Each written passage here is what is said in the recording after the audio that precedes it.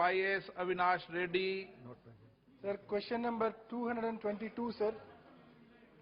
222. उत्तर सभा पटल पर रख दिया गया। Sir, thank you, sir. Sir, you are aware that throughout the nation, farmers are in deep distress, sir. One side, they are facing the risk of severe drought or severe floods. On the other side, they are facing the risk of increased input costs, uncertain markets, uncertain minimum support prices, and declining returns, all these making agriculture highly unsustainable financially for farmers, sir. So, to help farmers to come out of these distress conditions, what strategies and what innovative solutions does NAIP suggest? And also to help farmers to come out of these distress conditions, will the Government of India pass Minimum Support Prices Act in Parliament stating MSPs for all kinds of crops and for all kinds of seasons, sir? Thank you. माननीय अध्यक्ष महोदय जी, माननीय सदस्य ने जो प्रश्न पूछा है, इसमें कई विषय एक साथ इन्होंने पूछने की कोशिश की। एमएसपी का विषय रखा है, लागत में सुधार। इसमें भारत सरकार के द्वारा कई स्टेप उठाए गए। माननीय प्रधानमंत्री नरेंद्र मोदी जी के नेतृत्व में सबसे बड़ा पहला काम कृषि के सुधार के और इनकम बढ़ाने की दृष्टि से और अन्य चीजों को लेकर जिस तरह से काम किया गया, पहला काम कृषि का बजट बढ़ाया गया। जहां कृषि का बजट पहले 21,000 करोड़ रुपए होता था, उस स्थान पर अब कृषि का बजट 1,23,000 करोड़ रुपए कर दिया गया है। और इसके साथ ही एमएसपी के अंदर भी 2016 के अंदर आप सबको संज्ञान में है कि एमएसपी के अंदर 1.5 गुना किया गया। किसान सम्मान निधि के तौर पर इस देश के अंदर किसानों को किस तरह से संबल मिले, इस दृष्टि से 11 करोड़ किसानों से अधिक किसानों को किसान सम्मान निधि के तौर पर 1,60,000 करोड़ से अधिक राशि किसानों के खाते में पहुंचाने का काम किया गया है। और इसके साथ ही हॉर्टिकल्चर की स्कीम है।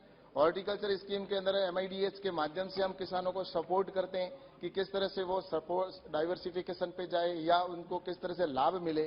और किसानों को केसीसी के माध्यम से भी किसानों को अगर कहीं भी अगर नुकसान होता है तो चाहे किसान क्रेडिट कार्ड के माध्यम से हो, चाहे हमारे किसानों को एसडीआरएफ एनडीआरएफ फंड के माध्यम से कहीं पे नुकसान होता है तो उनको सपोर्ट किया जाता है।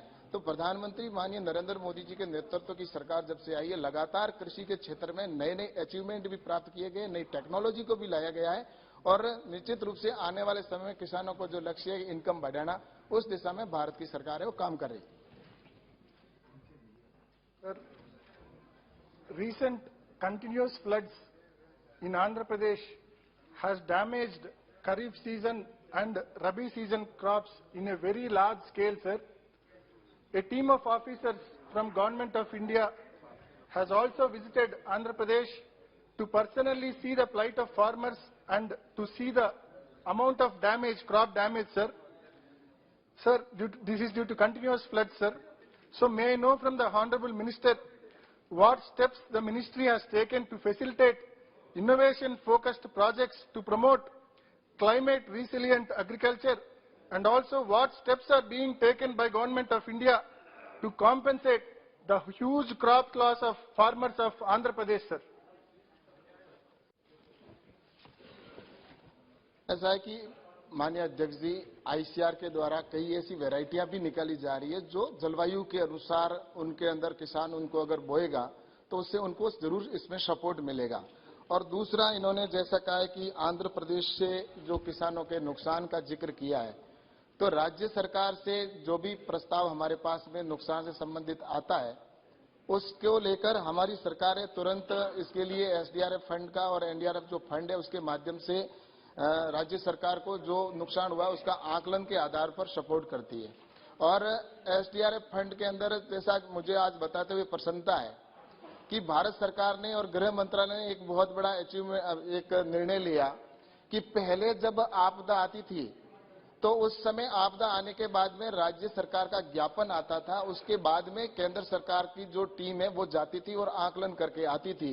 लेकिन अब उसमें सुधार कर दिया है और अब जैसे ही अगर मीडिया के माध्यम से भी पता चल जाता है कि वहां पर अगर इतना नुकसान हुआ है, कितना नुकसान हुआ है, तो हमारी टीम तुरंत वहां पर पहुंच जाती है और ये एक बहुत बड़ा निर्णय हुआ है जिसकी वजह से तुरंत आकलन भी हो जाता है और किसानों को तुरंत मुआवजा जो समय पर मिल जाए इस दिशा में काम किया जाता है। और आंध्र प्रदेश का जहां तक है उनका जो इन्होंने बताया कि टीम आई और उसके बाद में उसका आकलन हुआ है, तो आंध्र प्रदेश के अंदर मुझे जहां तक 2020 और 21 के जो एसडीआरएफ फंड से जो पैसा रिलीज किया है और एनडीआरएफ का टोटल मद है वो 1119 करोड़ रुपए 2020-21 के अंदर आंध्र प्रदेश सरकार को अवेलेबल करवाया गया है।